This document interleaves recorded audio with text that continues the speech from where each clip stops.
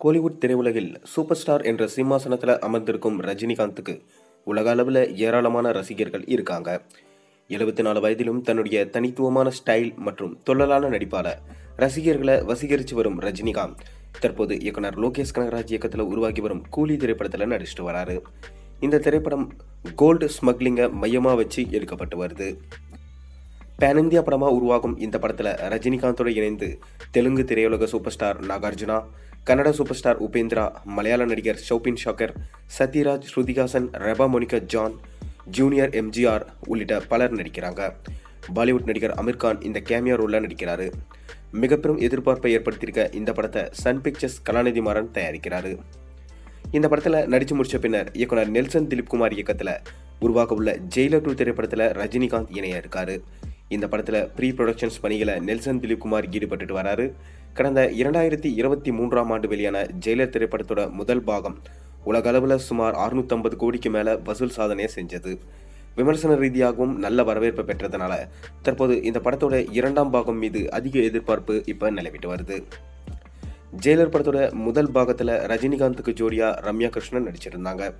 இவருக்கு மகனா வசந்த் ரவி நடிக்க மிர்னா இவருக்கு ஜோடியா நடிச்சிருந்தாங்க. மேலும் மலையாள நடிகர் விநாயகன் வில்லனா நடிச்சிருந்தாரு. மேலும் தமன்னா, யோகி பாபு, சுனில் உள்ளிட்ட பலர் முக்கியமான வேடங்களில் நடிச்சிருந்தாங்க. குறிப்பாக மோகன்லால், சிவராஜ்குமார் மற்றும் ஜாக்கி ஷெராப் போன்ற நடிகர்கள் கேமியோ ரோலில் நடிச்சிருந்தாங்க.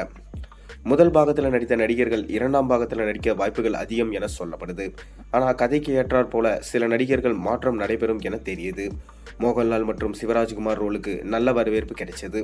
இந்நிலையில் இந்த படம் குறித்து முக்கிய அப்டேட் ஒன்று சமூக வலைதளத்தில் தீயா பரவிட்டு வருது. நடிகர் சிவராஜ்குமார் கடந்த 2 மாதங்களாக கேன்சர் பிரச்சனையில் பாதிக்கப்பட்டு தொடர்ந்து சிகிச்சையில் இருக்காரு. எனவே அவர் ஜெயிலர் 2 படத்தில் அவருக்கு பதிலாக பிரபல தெலுங்கு மாஸ் நடிகரான பாலகிருஷ்ணாவை நடிக்க வைக்க நெல்சன் திலீப்குமார் முடிவெடுத்திருக்கிறதா சொல்லப்படுது. இதற்கான பேச்சுவார்த்தை தற்போது நடந்து வருவதா சமூக வலைதளங்களில் வைரல் ஆயிட்டு வருது.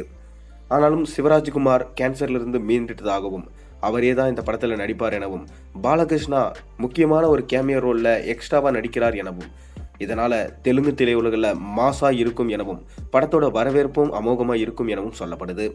பக்காவா நெல்சன் பிளான் பண்ணி ஜெயிலர் 2 படத்தை ஹிட் கொடுக்க பார்க்குறாரு.